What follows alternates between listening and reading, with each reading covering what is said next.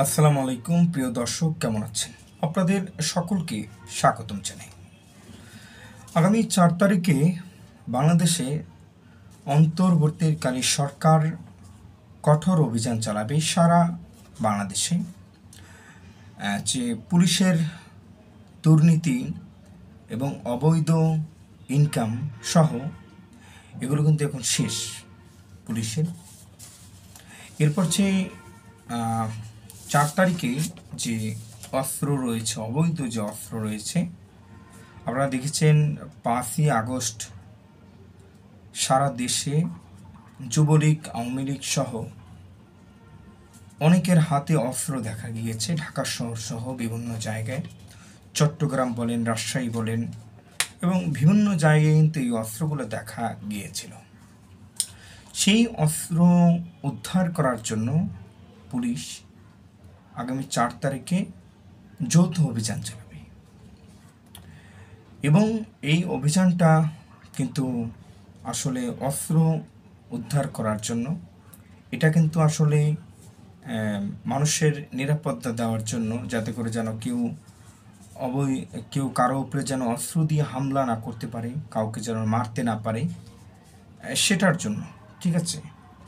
আর পুলিশের আগে পুলিশ 16 বছর তারা কিন্তু ঘুষ, দুর্নীতি সহ নানান ধরনের কর্মকাণ্ডে তারা কিন্তু জড়িয়ে পড়েছিল। ঘুষের মাধ্যমে আসামিদেরকে ছেড়ে দেওয়া এবং ঘুষের মাধ্যমে কাউকে গ্রেফতার করা, কোনো একটা মামলা নিতে হলে ঘুষ দিতে হচ্ছে, এবং কোনো ব্যক্তির নামে মিথ্যে মামলা, গায়েবী মামলা সহ নানান ধরনের মামলা কিন্তু এই পুলিশ দিয়েছে বিভিন্ন জায়গায়। কোনো হামলা ঘটনা না ঘটলেও বা যে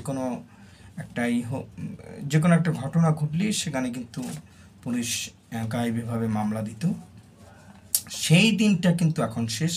জনগণের ভিতরে একটি আতঙ্ক তৈরি ছিল তখন 16 বছর ধরে, সেটি কিন্তু শেষ হয়ে গিয়েছে।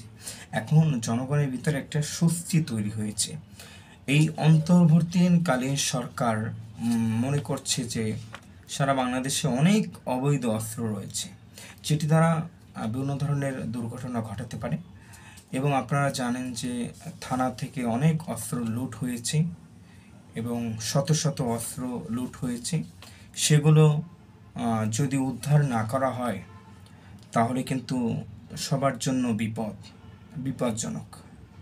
এর আগে পুলিশ অভিযান চালিয়েছে, র্যাব অভিযান চালিয়েছে, সেখানে ক্রসফায়ারের মতো ঘটনা ঘটেছে, সেখানে ঘুষ, দুর্নীতি সহ নানান ধরনের ঘটনা কিন্তু ঘটেছে। আপনারা জানেন প্রদীপ যে একজন পুলিশের উচ্চ পর্যায়ের কর্মকর্তা ছিল, সেই প্রদীপ কিন্তু অবৈধ টাকা ইনকাম করেছিল চট্টগ্রামে, অবৈধ মালামাল সহ। তার বিরুদ্ধে নানান অভিযোগ কিন্তু রয়েছে পুলিশ কর্মকর্তার বিরুদ্ধে।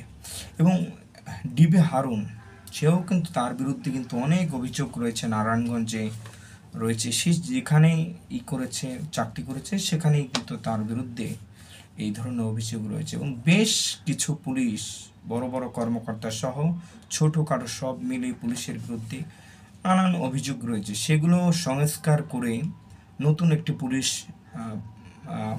বাহিনী যেন জনগণকে উপহার দিতে পারে, এটি হচ্ছে সরকারের মূল উদ্দেশ্য।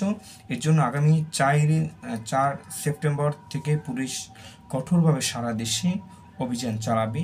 আশা করি এই অভিযানে যারা রয়েছে, অবৈধ যত অস্ত্র রয়েছে সেগুলো উদ্ধার হবে।